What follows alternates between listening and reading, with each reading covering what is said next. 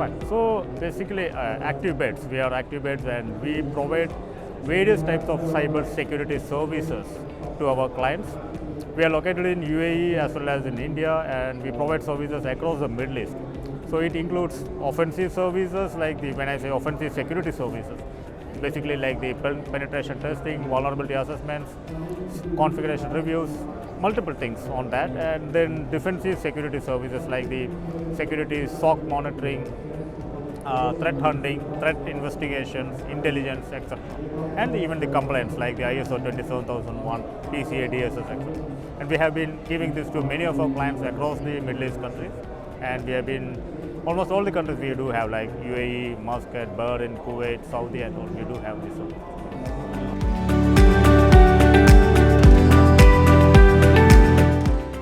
So when we say about specific cyber threats against government and businesses, so it all depends. Right now, previously, when we say a few years back and all, the cyber threats was common to many of these organizations or the governments and all, because it was a kind of the threat actors were trying to get into these organizations and all, and the methods were almost similar and all. But then it happened to have a kind of a targeted attacks. So when we say targeted attacks, it's basically against a specific government, against a specific organization. The groups have started certain state-sponsored or criminal-minded groups. They have started targeting organizations. They started understanding how that particular piece of government works, how that organization works, and then they develop the attack methods, malwares, etc. according to that. So it's not something like you can guard against a specific threat, but across means you don't know what is the next attack you are going to face.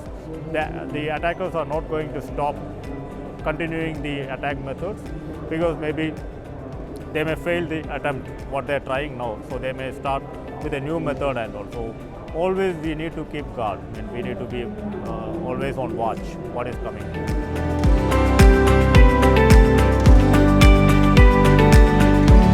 Right now, from the experience what we have gained, from the knowledge what we have gained after providing these kind of services, what we understood is almost all the organizations, they have all kind of solutions they have, like the firewalls, IDS, IPS, EDR, XDR, NDR, everything they have. But still they are facing the attacks and everything. This will continue, and there will be other point solutions coming into picture like the authentication, privilege access management, etc. And organization, of course, has to buy and manage these things. But they are not being effectively, the services that is provided by these point solutions, that are not being effectively received by the organizations.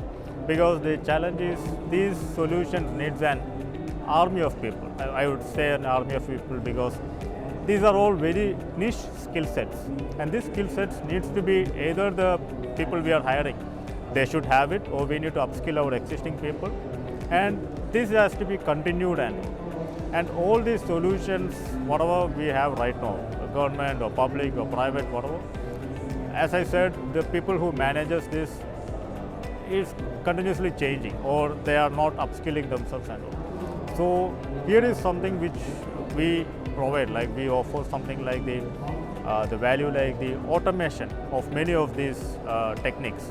So we provide an automation platform, so which can hunt or which can do the investigations on its own. So it reduces many of the manual tasks the hunting team or the investigation team, the SOC team has to perform. And this helps the organizations in a way where even the new threats come, we are uploading the new threat, the methods, the tools, techniques, everything. So even though the SOC person is not upskilled or he is not aware of what is happening, the platform is aware, and it investigates and gives the results. So we just need to do the final part only, whether it is to be blocked or should be allowed.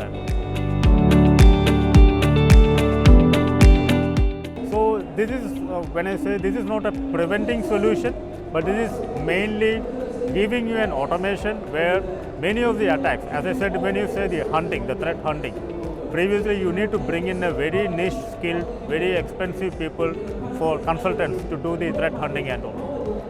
And they would be doing the hunting maybe the logs or the data for a period of 1 month, 4 months, 6 months, etc. And they would give you the report like, yes, we have found there is a particular issue. Now what? Your security team has to go and do the investigation and close it. But our solution does this automation every hour or every 30 minutes, and you are getting the information. And investigation also, as I said, your security person doesn't need to go through the entire 100 steps to do the investigation. Our solution will do the investigation. For example, let me give an example like the phishing attack. Maybe somebody received a phishing email and they clicked on the email, a malware got downloaded, and this malware sits quiet maybe for 1 day, 1 month, or maybe 1 year, etc. But when he starts, first he tries to understand what is in that machine, maybe an antivirus or a EDR solution. He tries to understand it. He may be having a code to disable that EDR. He disables the EDR, and then he starts propagating to the other systems. He takes its original form, means he unravels one by one, and finally his motive is to take control of the network or something. But when we do the hunting every day, this type of malicious behavior we used to find, and immediately your people can solve the issue. Yes, this seems to be a problem.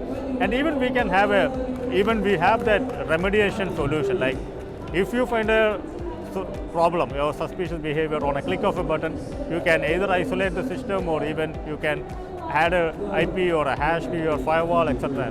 so to block it.